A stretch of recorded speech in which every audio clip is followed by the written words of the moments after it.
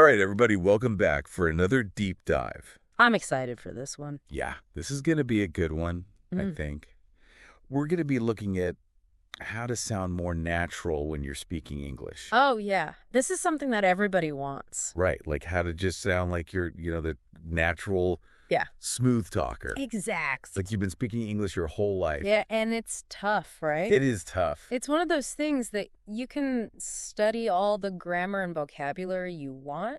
Right. But then when you actually get into a conversation, it can still feel a little bit awkward or clunky. Exactly. So for this deep dive, we are going to be looking at an episode from Speak English with Confidence. Great podcast. It is a great podcast. It's called Daily Life Conversations, Speaking Naturally. Perfect. And so we're going to look at 3 scenarios that they go over in this podcast. Awesome. And we're going to give you guys the tools to make you sound really, really good. Love it. So the first scenario is you're at a coffee shop. You're waiting in line and you're like, I got to order something. It happens every day, right? It does happen every day. Yeah. It's like one of those things where it's like such a simple interaction. Right. But then you're like, wait, I don't actually know what to say. Yeah, you don't want to sound like a robot. Exactly. Yeah. So what I really liked about this episode is that they highlight how the customer asks for a cappuccino.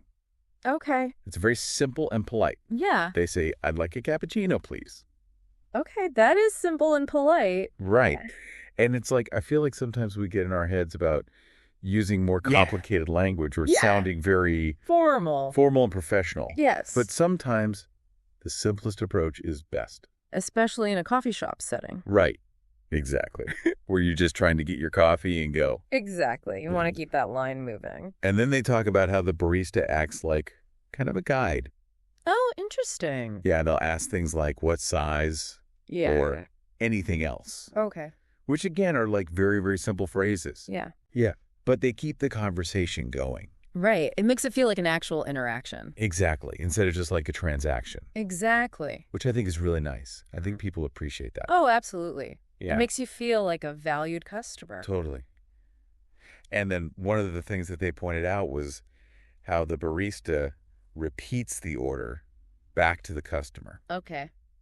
So it's like a way of confirming everything is correct, but it's also a really subtle way of just like building a little bit of rapport. It shows that they're paying attention. Exactly. And that they care about getting your order right. Totally. It's like, I'm listening. Yeah. I understand. Yeah. And like you said, I care about what you want.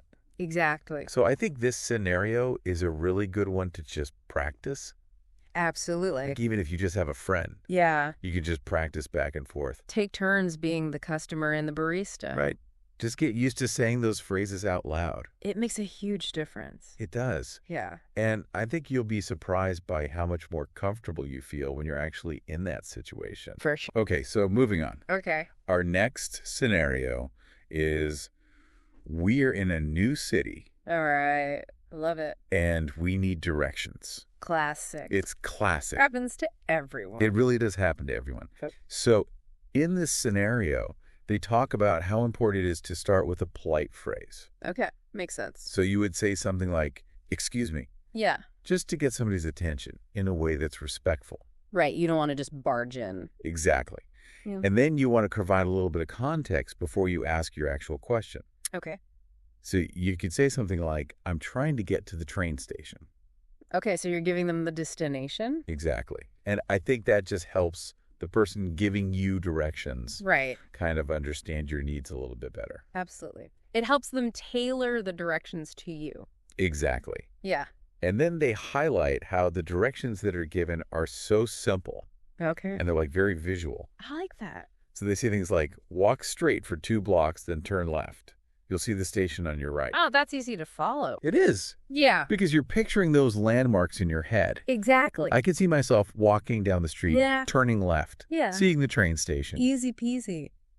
And of course, they emphasize the importance of ending with thank you so much. Oh, of course. Gotta be polite. Right. Gotta be polite. Yeah. Which is something that maybe we forget sometimes. Yes, especially when we're flustered or in a hurry. Totally. But it just leaves a positive impression. It shows gratitude. Yes, and it's just a nice way to end an interaction. Absolutely. So I like this scenario because it's adaptable. Oh, how so? Well, you can swap out train station for literally anything.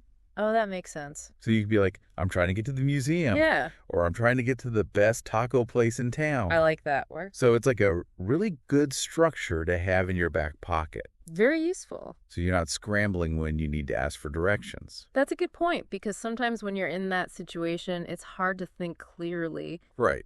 You're like, I just need to know where to go. Exactly. So yeah, I think that's a really valuable one. Awesome. And then the last scenario Okay. is you're talking to a friend. All right. And this is where we see just like the magic of natural conversation. Okay. The real deal. The real deal. Yeah. So they point out how the conversation starts with those very casual greetings. Like what? So it's like, hey, how's it going? And then, I'm good, thanks. Very casual. Very casual. And it's just like setting this relaxed and friendly tone. Right. It's like an invitation to just chat.